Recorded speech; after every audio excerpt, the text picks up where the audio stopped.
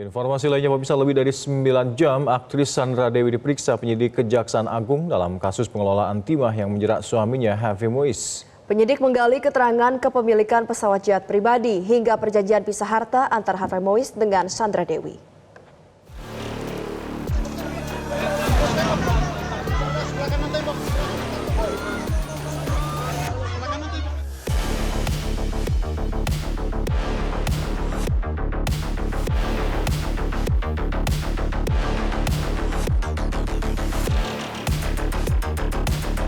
Untuk kedua kalinya, aktris Sandra Dewi diperiksa penyidik Kejaksaan Agung. Namun berbeda dengan pemeriksaan pertama, saat selesai diperiksa di pemeriksaan kedua, tak ada lagi sarangeo atau salam ala Korea dari Sandra Dewi. Suami tersangka kasus pengelolaan timah Harvey Moise itu hanya menunjukkan gestur meminta maaf sambil buru-buru menghindari awak media.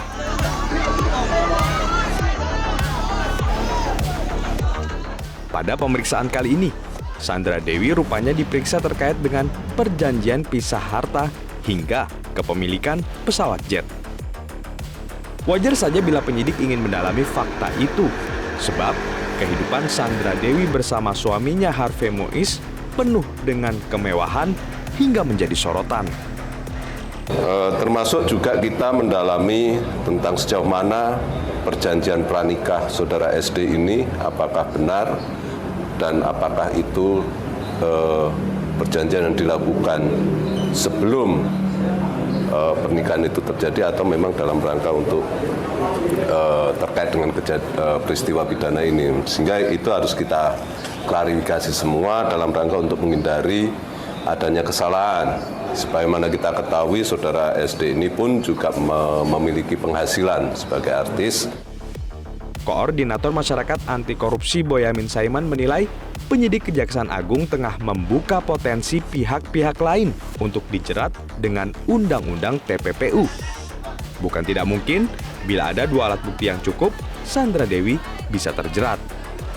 Meskipun sebagai istri, begitu bisa tadi dikatakan oleh reporter, bisa pasif itu, karena pernah ada pengalaman Edis Adilia itu, artis waktu itu juga kena 3 bulan, karena menerima uang 1 miliar dari suaminya yang kena kasus penipuan dan penggelapan.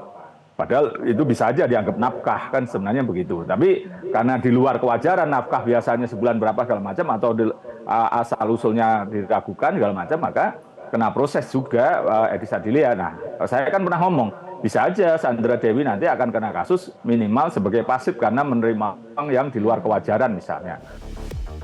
Selain Sandra Dewi, di waktu bersamaan penyidik Kejagung juga memeriksa Helena Lim. Kehidupan glamor Helena Lim juga menjadi perhatian penyidik untuk digali apakah harta yang ia dapat berasal dari tindak pidana korupsi atau tidak. Tim Liputan, Metro TV. Jelajahi cara baru mendapatkan informasi. Download Metro TV Extend sekarang.